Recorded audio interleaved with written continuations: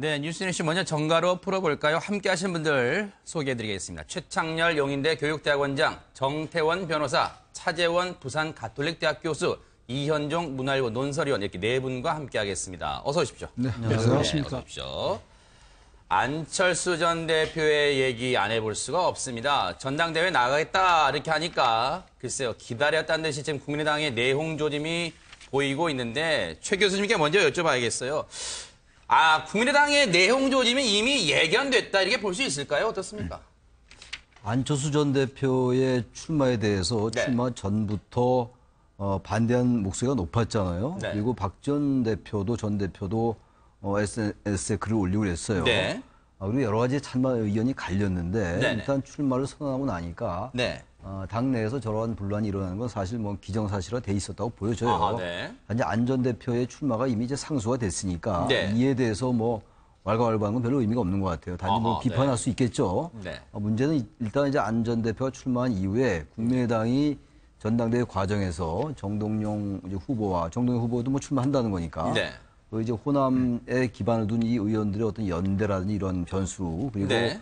과연 안 전 대표가 현재로 봐서는 뭐 이제 승리가 높아 보이긴 해요. 일단 그 당내 여러 세력이 있으니까 그러나 네네. 역시 그 여러 변수가 있기 때문에 알 수 없을 것 같고 네.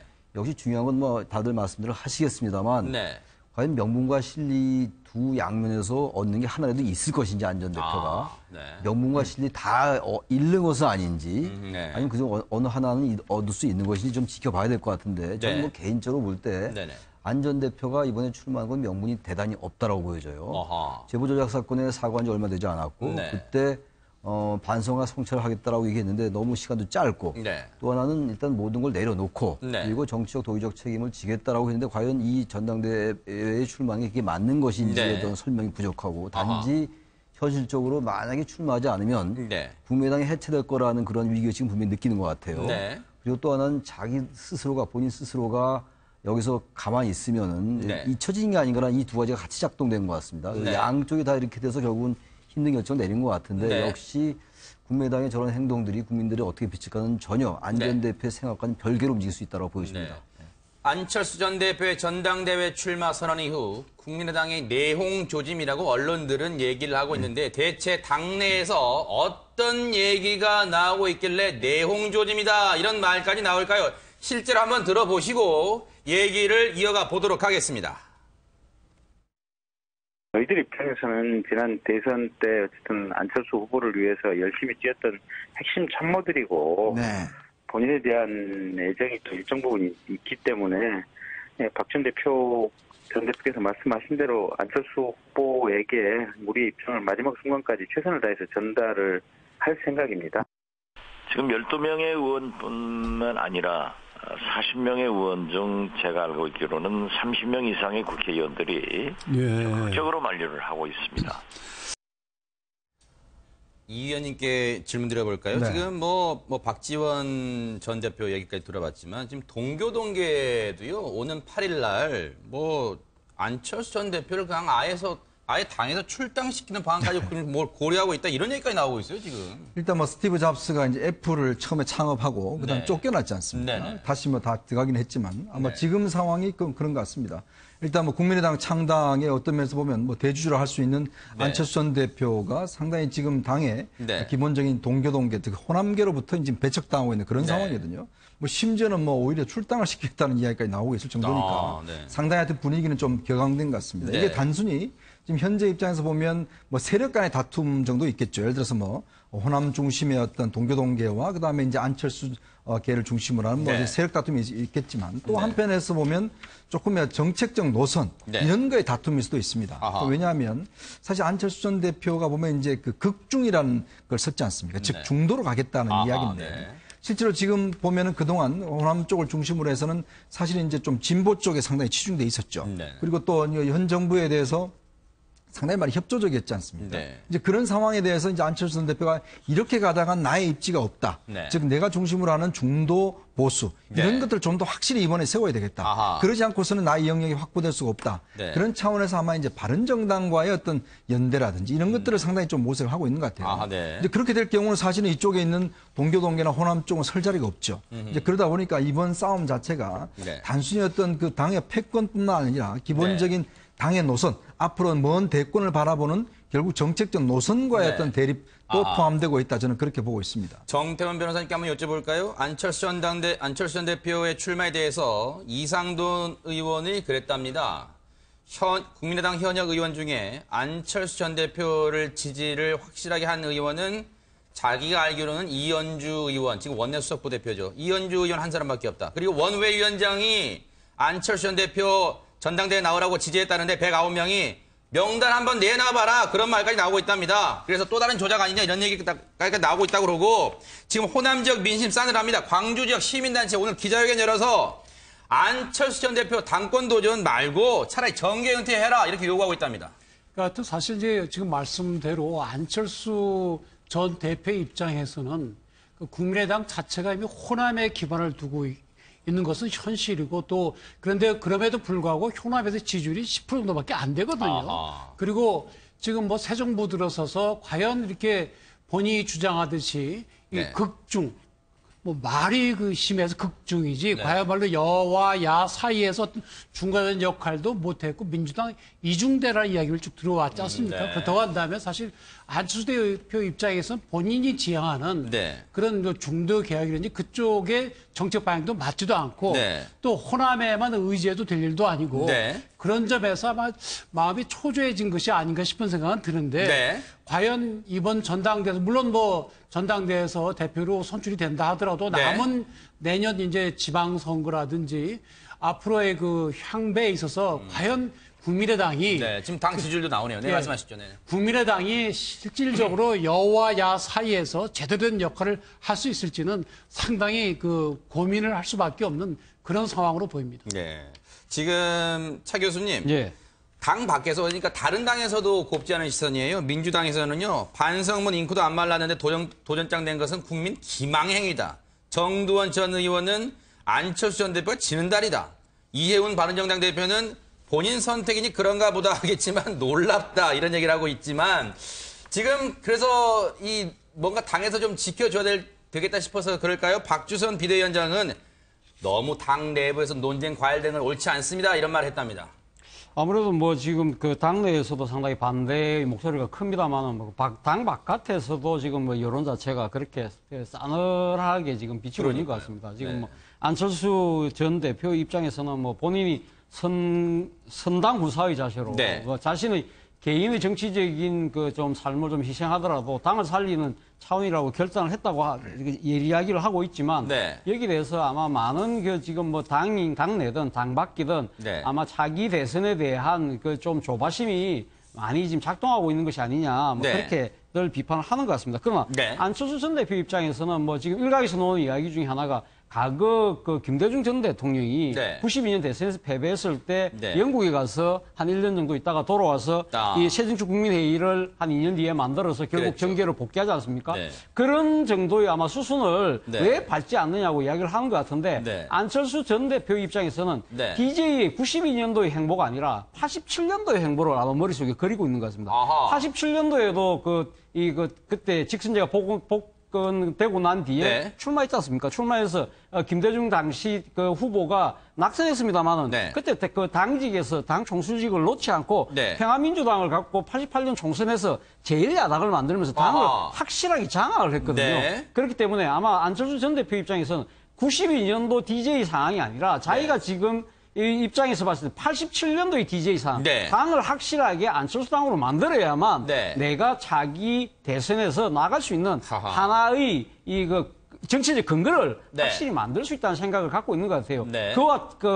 그런 생각과 병행해서 네. 지금 국민의당이 자신이 대선을 하면서 느꼈던 것 중에서 가장 큰 문제가 전국 정당화가 돼 있지 않다. 네. 너무 호남 쪽으로 치우쳐져 있다. 네. 그런 측면에서 본다고 하면 전국 정당화를 만들어서 네. 수도권과 영남 쪽으로 예언을 확장할 수밖에 없다. 그리고 네. 또 한편으로는 이 극중주의라는 걸 통해서 네. 자신이 갖고 있는 중도개혁 노선에 대한 아하. 당의 정체성을 분명히 해야 되겠다는 그러한 인식도 이번의 이 출마 강행에 네. 상당히 작용을 한 것이 아닌가 하는 생각이 듭니다. 최 원장님, 대선 때부터 이른바 일요일마다 기자회견 등 중요한 발표를 해가지고 일요일의 남자로 불렸던 안철수 전 대표가 이번에 내일 모레 또 일요일 날 기자간담회를 연답니다. 그래서 당의 향후 노선, 혁신 방향 등을 밝힌다는데 지금 언론들이 벌써 이렇게 말하고 있어요. 오히려 기자간담회를 하게 되면 당내 세력 간 충돌이 더 격화할 것 같다. 이렇게 지금 보고 있습니다. 저도 뭐 그럴 가능성이 있다고 봐요. 아. 지금 이제 앞에 세 분이 다 말씀하셨는데 네. 극중주의라는 거, 네. 극중주의란 말 전 들어본 적이 없어요. 저도 생소합니다. 네. 그 극우, 극자를 이제 비유해서 극중이라고 얘기한 것 같아요. 네. 극우라는 거 지나치게 우파에 치우친다는 얘기고 안 좋은 거죠. 극자는 뭐 똑같이 편향된 것으로서 안 좋은, 너무 좌에 치우친다는 건데 네. 그것을 완화하고 뭔가 개혁적이고 양쪽에 너무 치우치지 말자는 의미에서 중도라는 게 있는 거잖아요. 네.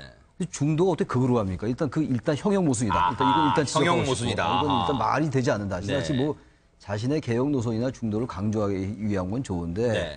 하나의 조를 만들어서 너무 헷갈리게 만든다라는 것을 뭐 본질적인 건 아닙니다만 네. 하나 지적해 두고 그다음 기자간담회라는 게요. 네. 과연 무엇을 담을까? 아하. 담게 되면은 자꾸 자신의 입장을 변명하게 될 수 있다고 저는 봐요. 네. 다 좋은 얘기죠. 우리 차 교수가 좋은 얘기 많이 지적해 주셨고 앞에 두 분도 마찬가지긴 한데 저는 정치인으로서 잊혀지는 거에 대한 두려움이 있는 거 나무랄 거 없죠. 또 하나 문제는 국민의당이 지금 현재 지지율이 현저히 낮은 상태에서 네. 민주당 그리고 문재인 대통령의 지지율이 높은 상황 이런 네. 상황 속에서 이러다가는 국민의당이 소멸되겠다라는 위기시 분명히 있어 네. 보입니다. 아하. 그렇기 때문에 안철수 전 대표가 출마하지 않을 거라는 예상들이 많았음에도 불구하고 네. 했단 말이에요. 아하. 근데 역시 중요한 건 정치는 현실 정치도 굉장히 중요합니다만 네. 역시 명분이 일단 필요합니다. 네. 명분이 너무 약해요 지금. 87년도 대선 때 DJ가 지고 나서 네. 87년 12월이죠. 그 다음엔 88년도 4월 4.16 13대 총선 때 제1야당이 됐는데 네. 그때와 지금은 전혀 비교할 계제가 안 돼요. 네. 물론 안철수 전 대표가 그것을 비교했는지 안 했는지 모르겠으나 적어도 그러한 계산이 있다는 건 잘못된 계산이다. 왜 그러냐면은 지금 어쨌든 안철수 전 대표는 이 제보 조작 사건이라는 그 민주주의를 유린하는 그러한 사건의 일정 부분 정치적 도의적 책임이 있는 겁니다. 네. 본인이 인정했잖아요. 네. 그럼 적어도 일정 기간은 나타나지 않는 게 맞아요. 그런 다음에 정치권의 변화라든지 정치 상황의 변화 이런 상황 속에서 다시 재기를 모색하는 게 맞는 것이지. 네. 제가 아까도 말씀드렸습니다만 정치적 도의적 책임 지겠다고 해놓고 그러면서 당권에 도전하는 건 뭡니까? 이렇게 되면 아무 현실 정치에서 네. 안철수 전 대표가 처해 있는 그런 여러 가지 위기나 현실을 네. 이해한다 하더라도 네네. 10분 긍정적으로 두둔하고 싶어도 네. 기본적으로 명분이 어긋난다. 그렇게 되면은 네네. 결국 실리도 얻지 못한다는 이런 아쉬움이 있어요. 그래서 조금 더 길게 호흡을 봤어야 되는 건데 네. 그래도 안중근 의사를 얘기하고 너무너무 잘못됐다. 아하, 네. 어떻게 안중근 의사가 거기 비교를 합니까? 네. 안중근 의사는 자기를 모두 희생한 사람이에요. 희생한 분입니다. 네네. 거기에 안중근 의사를 거기다 비교해서 옛날에 그 스티브 잡스도 비교하고 샌더슨도 비교하고 그랬잖아요. 네네. 안 전 대표가 아주 누구 비교하는 거 좋아합니다. 이거 잘못된 행동이에요. 네. 추가적으로 이 의원님 말씀만 듣고 다른 얘기 좀 넘어가 볼까요? 지금 네. 안철수 전 대표의 생각은 뭘까? 이렇게 해야지. 지금 어제 그 출마 선언하면서 선당후사를 강조했는데 과연 네. 이게 선당후사의 정신이냐 이런 비판이 나오는 것 같습니다. 일단 제가 볼 때는 안 전 대표의 구상은 일단 기본적으로 뭔가 중도 영역을 좀 자기가 확대를 해보겠다 뭐 이런 것 같아요. 네. 결국은 지금 현재 만약에 지금 이제 국민의당 그대로 있으면 사실 호남 이중대 역할밖에 못한다. 네. 자 그랬을 경우는 결국 이게 영역을 확장해야 되는데 그러려면은 사실 바른정당과 뭔가 손을 잡아야 될 것이다. 네. 그리고 바른정당과 손을 잡고 사실 어떤 면에서 보면 나중에는 자유한국당까지도 포함하는 어떤 네. 면에서 보면 이제 중도 보수적인 그런 어떤 큰 틀의 정계 개편을 네. 아마 본인 머릿속에 좀 그리고 있는 것 같아요. 네. 왜냐하면 현재와 같은 상황에서 만약에 다음 총선, 대선 하더라도 결국 네. 본인이 어떤 입지 자체를 본다면 민주당에는 후보가 많지 않습니까? 네. 근데 그럼에도 불구하고 이쪽은 사실 후보가 그렇게 없거든요. 아. 그렇다고 한다면 사실은 저쪽에 지금 압도적 지지세를 하고 있는 그 민주당을 겨냥해서 이쪽은 분열되면 사실 네. 있잖아요. 이 선거 때 기호가 3번, 4번이면 굉장히 힘든 상황입니다. 네. 당장 내년 지방선거 때 보십시오. 3번, 4번 상당히 힘든 상황이거든요. 그렇다면 있겠어요. 네. 뭔가 틀을 좀 바꿔야 된다. 아. 자, 그러기 위해서는 아마 지금 그래서 사실은 동교동계와 이 어떤 호남 쪽과 다툼이 있는 것도 네. 결국엔 좀 더 전국적 정당을 만들려고 하는데 네. 과연 이제 그러려면은 사실 바른정당 손을 잡아야 돼. 그러려면은 네. 노선 자체도 사실은 중도 우파 쪽으로 가야 된다. 아하. 자, 뭐 그런 면에서 본다면 그렇게 되면 사실은 호남 쪽에서 호남 국회의원들은 설 자리가 없어지죠. 네. 그게 저렇게 강력하게 반대를 하고 있는 겁니다. 아하. 아마 그런 좀 큰 그림을 그리고 있지 않나 생각이 드는데 네. 과연 그 현실화될 수 있지는 좀 더 두고 봐야 되겠죠. 그러네요. 언론들의 예상처럼 모레 안철수 전 대표가 기자간담회를 하면서 혁신 방안을 내놓겠다고 하는데 혹시 네 분이 더 격화될지 언론들의 예상이 맞는지 한번 지켜보겠습니다. 자, 과거의 국정원이요. 민간인을 동원해서 댓글 조작 등 여론을 조작했던 정황이 확인이 되면서 지금 상당히 파문이 커지고 있습니다. 정태원 변호사님, 네. 지금 이에 대해서 민주당은 성역 없는 검찰 수사를 해라 이렇게 요구하는 반면 지금 자유한국당과 바른정당은 상당히 불편한 심기를 감추지 못하는 것 같아요. 왜 그럴까요? 이게 우선 기본적으로 네. 이제 자유한국당 쪽에서는 이것이 결국에는 과거 정권에 대한 정치 보복이 아니냐. 특히 뭐 이명박 대통령 때 일어난 일을 가지고 지금 하는 것 자체가 정치 보복이다. 그런 차원에서 보고 있는 것 같은데 네. 하필이면 또 그 발표한 시점이 밤 9시란 말이에요. 그러니까요. 이게 무슨 뭐 북한에서 무슨 저 미사일을 쏜 것도 아닌데 밤 9시에 발표했느냐. 네. 이런 거를 이제 문제를 삼고 있는데 사실 그런 오해를 받을 만은 하죠. 네. 그러나 국정원이라는 것은 정치에 개입해서도 안 됩니다. 우리가 국정원법에도 그렇게 되어 있고 네. 국정원 지원법도 되어 있거든요. 네. 그래서 정치에 개입된 거는 뭐 여든 야든 누구든 알 것 없이 엄격히 규제를 하고 마땅히 법적 책임을 묻는 거는 당연한 겁니다. 그러나 이제 그 과정에서 그것이 정치적으로 악용되어서나 특히 뭐 상대당에 대한 탄압수사 이렇게 이용되어서는 안 되죠. 그런 점에서 만약에 저 사건이 이제 고발이 돼서 검찰이 수사를 한다면 정치적 중립성을 철저히 지켜가면서 네. 진실을 파헤치고 다시는 이렇게 네. 국정원이 정치에 개입하지 않도록 하는 네. 그런 선례를 만들어둘 필요가 있습니다. 이런 언론 보도를 통해서 이제 국정원의 이 정치 개입이 확인된 것을 보고 홍준표 대표 좀 휴가가 있잖아요. SNS 통해서 심경 밝혔어요. 뭐라 그랬냐면 검경이 대선이 끝나자마자 패자에 대해서만 총동원되어서 먼지털이식 수사를 또다시 하고 있답니다. 차 교수님. 뭐 이번 홍준표 대표의 지금 SNS의 글은 뭐 이 지금 국정원 댓글 수사 조사에 대한 결과에 지금 이 타겟을 맞추기보다는 자신이 지난번 미국 갔다 돌아왔을 때 환영 나왔던 자신의 지지자들에 대한 아마 검찰과 경찰의 수사에 대한 부분을 지적하고 있는 것 같습니다. 그렇기 때문에 약간 조금 국정원 이번에 추가 댓글 사건 조사하고는 약간 네. 좀 결이 다르긴 합니다만 어쨌든 홍준표 자유한국당 대표 입장에서는 항상 역대 정권마다 정권이 바뀌고 나면 네. 이 소위 말해서 그러니까 정적이라고 할 수 있는 네. 그러한 세력들에 대한 검찰과 경찰을 네. 동원한 사정당국의 네. 그런 정치 보복적 수사가 되풀이되고 있다. 네. 이 부분이 정말 잘못됐다는 부분을 아마 지적하고 있는 것 같습니다. 그런데 뭐 지금 홍준표 대표가 이야기하는 자신의 지지자들에 대한 그 조사 자체가 과연 정치 보복적 차원에서 이루어졌는지 안 이루어졌는지는 아직 뭐 관계 당국에 대해서는 이타 여타 말이 없기 때문에 그건 좀 더 두고 봐야 될 것 같습니다만 어쨌든 지금 국정원 댓글 수사에 대한 조사 부분에 대한 국정원의 추가 발표에 대해서는 아마 상당히 홍준표 자유한국당 대표를 비롯해서 아마 보수 야당 입장에서는 상당히 긴장할 수밖에 없는 대목이다. 이것이 지금 이 벌어진 행위 자체가 당시 이명박 대통령의 집권 시절의 이야기거든요. 지금 오늘 추가적으로 국정원 쪽에서 나온 이야기를 보면 어젯밤에 나왔던 이 조사 결과는 중간 조사 결과다. 좀 있으면 추가 조사 결과가 나오는데 그 추가 조사 결과에는 이명박 전 대통령과 관련된 내용도 있을 가능성이 있다는 전언이고 보면은 아마 이 부분에 대해서 검찰이 수사를 하게 되면 과거의 정권을 담당했던 핵심 세력들에 대한 칼날이 갈 가능성이 있다. 그런 차원에서 홍준표 자유한국당 대표는 자신이 지지자들에 대한 검경의 수사지만 그런 것도 미리 지금 예단을 해서 미리 방어막을 치는 것이 아닌가 하는 생각이 듭니다. 최 원장님, 지금 윤석열 서울중앙지검장이 이 수사로 다시 이제 진두지할 것 같다는 예상도 나오고 있고 지금 이명박 전 대통령이 아직 구체적인 입장을 밝히고 있지 않습니다만 예상해 볼 수 있는 게 불쾌감을 감추지 못하겠죠? 전 이명박 전 대통령이 불쾌감을 갖고 안 갖고는 본질적인 게 전혀 아니고 정치 보복이다 아니다도 전혀 본질적이지 않아요. 정치 보복이라고 얘기하면 아무런 근거 없어요. 보복이라고 얘기하는 거는 없는 일을 막 확대 포장하고 부풀려가지고 어떤 특정한 의도와 목적성을 가지고 하는 게 정치 보복입니다. 지금 저 사안은 일단 진실을 파헤치고 규명하는 게 중요한 건데 이 부분을 뭐 정치 보복이라고 얘기하는 것 자체가 맞지가 않는다, 일단. 잘못된 네. 관점이고, 어떻게 국가정보기관이 국정원 댓글을 한 달에 3억씩을 들여가지고 민간인을 그것도 이걸 가지고 이 잘못했다고 반성을 하고 사과는 못할 망정 네. 무슨 정치보복입니까? 이건 보수 야당이 됐건 뭐 진보 야당이 됐건 이 관점 자체가 틀렸다라고 저는 생각하고요. 이 부분이 사실 이명박 정부 청와대의 SNS 장악 문건도 보고됐을 가능성이 충분히 높아요. 지금 그런 보도가 드러났다고 나와 있어요.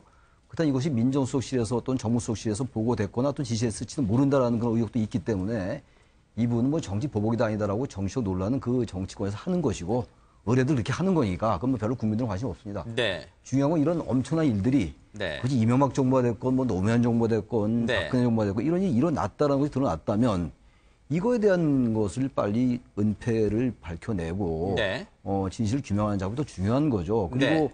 어쨌든 이 부분이 이명박 정부나 박근혜 정부 이 부분이 전 박근혜 정부 청와대에까지 갈 수 있다고 봐요. 2014년도에 검찰이 디도스 특검에게 받은 거를 네. 뭐 2014년도 5월에 그 청와대 그대로 넘겼다는 거 아닙니까? 사본 몇 개 남겨두고 이런 부분도 또 나올 수가 있는 것이기 때문에 네. 이런 것들에 대해서 반성하고 성찰할 생각을 해야지 이것을 가지고 또 야당들이 정치 보복이니 이렇게 얘기하면 안 맞다. 물론 야당도 결이 다르긴 합니다. 지금 바른정당은 뭐 그런 얘기 안 하고 있긴 합니다만 네. 그런 관점은 잘못됐다라는 말씀 드립니다.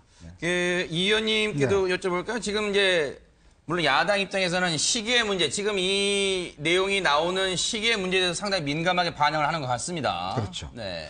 일단 지금 이제 뭐 여러 가지 뭐 적폐청산이라는 그런 차원에서 진행되다 보니까 나오는 것이 사실 이 문제 같은 경우는 지난 대선에 상당히 지지난 대선이죠. 핵심적인 쟁점이었지 않습니까? 네. 그때 뭐 국정원 여직원에 대한 뭐 감금행위 뭐 이런 것도 있었고 당시 여러 가지 국정원에 있었지만 또 윤석열 당시 중앙지검장이 이 수사로 해서 잘 좌천됐지 않습니까? 네. 그런 역사적인 좀 어떤 의미가 있는 사건이고 네. 또 더군다나 이것 자체는 제가 볼 때는 물론 뭐 적폐청산 뭐 등등해서 여러 가지 정책 이유도 담고 있겠지만 네. 정말 국정원이 어떻게 하면 앞으로 네. 정치로부터 중립화될 수 있을 것인가. 네. 즉 이런 행위 자체를 좀 낱낱이 한번 좀 저는 진상을 규명해야 될 것 같아요. 왜냐하면 사실은 이게 일반인들을 고용해서 국정원이 지시를 해서 뭐 댓글 하나당 몇백 원씩 몇천 원씩 해서 네. 나중에 뭐 한 달에 몇백만 원씩 이 돈을 줬다라는 거.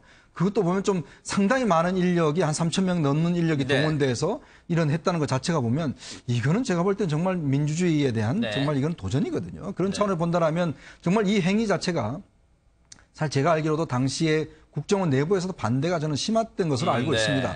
이 법적 위반이니까. 근데 당시에 이제 원세훈 원장 시절에 상당히 좀 밀어붙였다라는 그런 이야기도 있거든요. 그렇다면 네. 그런 여러 가지 의문이 들지 않겠습니까? 과연 이런 위법 행위를 내부에서도 알았을 거 아니겠습니까? 이게 단지가 위법인데 왜 누가 이를 적극적으로 이런 네. 것 자체를 과연 드라이브를 걸고 했던가? 이런 문제에 대해서는 일단 진상조사라도 네. 이게 왜냐하면 사실 이게 공소시효가 얼마 남지 않았다고 그래요. 네. 그렇다고 한다면 일단 남지 않았지만 그러나 이 사항은 분명히 짚고 넘어가야 될 사항이다. 그냥 네. 덮고 갈 사안은 저는 아닌 것 같습니다. 네. 국정원 적폐청산 태스크 포스 팀에 앞으로 행보에도 좀 관심이 쏠릴 것 같습니다. 문재인 대통령이 드디어 휴가를 마치고 내일 복귀합니다. 내일이 5일이죠. 내일 복귀를 하는데 오늘 또 한 장의 사진이 휴가 중에 사진이 공개됐습니다. 진해 해군기지 사령부 인근에 있는 잠수함 사령부 방문한 사진인데 저렇게 현직 대통령 최초로 안중근 함 내부에 들어갔다는 사진이 공개되면서 또 한번 회자가 되고 있는데 뭐 저런 사진은 공개됐습니다만 정태현 변호사님 네. 지금 문재인 대통령이 휴가 복귀하면 도전이 만만치 않아요. 지금 현안이 쌓여 있습니다. 그러니 특히 이제 북한의 이제 미사일 발사에 관해 가지고 트럼프와 아베와는 뭐 장시간 통화를 했다고 하는데 우리 대통령은 휴가 중이시라서 휴가 다녀오시고 난 뒤에 이제 통화를 하겠다 그렇게 네. 말씀하셨거든요. 근데 국민들은 그게 불안한 거죠. 그렇죠. 네. 실제로 그렇게 나중에 통화를 해도 되는 것인지 네. 혹시 우리 내부적으로 정확한 방향이 안 잡혀서 지금 우리가 고민하고 있는 것인지 그런 점에서 굉장히 불안한데 대통령께서 보면은 말씀이 휴가지 뭐 실제로 일하신 거나 마찬가지예요. 그 해군 잠수함 기지 방문한 것도 관광으로 가신 게 아니잖아요. 실제로 일을 하시는 걸 보면 네. 지금 북한 미사일 문제에 관해서도 심도 있게 고민을 하시는 걸로 보여요. 그래서 근데 또 돌아오시면 바로 또 트럼프 대통령은 또 휴가를 간답니다. 근데 트럼프 대통령이 휴가 가서도 통화는 네. 가능하다고 하니까 네. 국민들 입장에선 대통령이 돌아오시면 조속히 트럼프 대통령하고 통화도 하시고 네. 그래서 국민들의 좀 그 불안한 마음도 깔아앉히고 네. 그동안 여러 가지 생겼던 문제점들에 대해서도 다시 한번 또 도전을 해서 잘 해 나가실 걸로 기대를 합니다. 네. 시간 관계상 요거 하나만 마지막으로 여쭤볼게요. 최 원장님께 여쭤보겠습니다. 트럼프 대통령이 무려 17일간 여름 휴가를 간대요. 역시 뭐 우리나라와 문화 차이는 있겠습니다만 트럼프 대통령 혹시 그럴까요? 아, 나 휴가 중인데 이 사생활 간섭받고 싶지 않아요. 그러지는 않겠습니다만 과연 통화가 이루어질까? 한미 정상간 통화 이루어질 수 있을까요? 어떻습니까? 통화 이루어질 겁니다. 아마. 네. 지금 뭐 시간을 그렇게 늦출 수가 없는 노릇이고. 네. 역시 지금 우리가 처한 입장이 대단히 곤혹스러워요, 지금. 네. 지난번에 문재인 대통령이 제재와 압박을 병행하겠다라고 이제 한미 정상회담 때도 얘기했고, 네. 베를린 구상 때도 얘기했습니다만, 일정 부분 합의를 얻어냈다고 하더라도 현실적으로 우리가 취할 수 있는 이 지렛대라는 게 레버리지 효과가 거의 없는 게 사실이에요, 지금. 사실 미국도 이 지금 현재 핵 미사일 이 사안에 대해서 북핵 문제에 대해서 강경론도 있고 대화론도 좀 있는 것 같아요. 네. 미국 내에서도 그것이 전략적인 것인지 뭐 어떤 뭐 이 우연의 일치인지 몰라도 어쨌든 굉장히 네. 엇갈리는 게 사실이에요. 미국 내에서도. 그러니까 이런 우리들의 입장에서 미국과 중국의 그 사드에 관련된 것도 완전히 다르고 북핵을 보는 입장과 어떤 해법도 다른 상황이기 때문에 우리는 사실 굉장히 어려운 입장입니다. 네. 이게 이른바 이제 그게 이제 흔히들 얘기하는 코리아 패싱이라는 얘기인데 바로 네. 그래서 문 대통령과 미국 트럼프와의 대화가 늦어지는 거에 대해서 전화 통화가 네. 불안감이 있는 거거든요.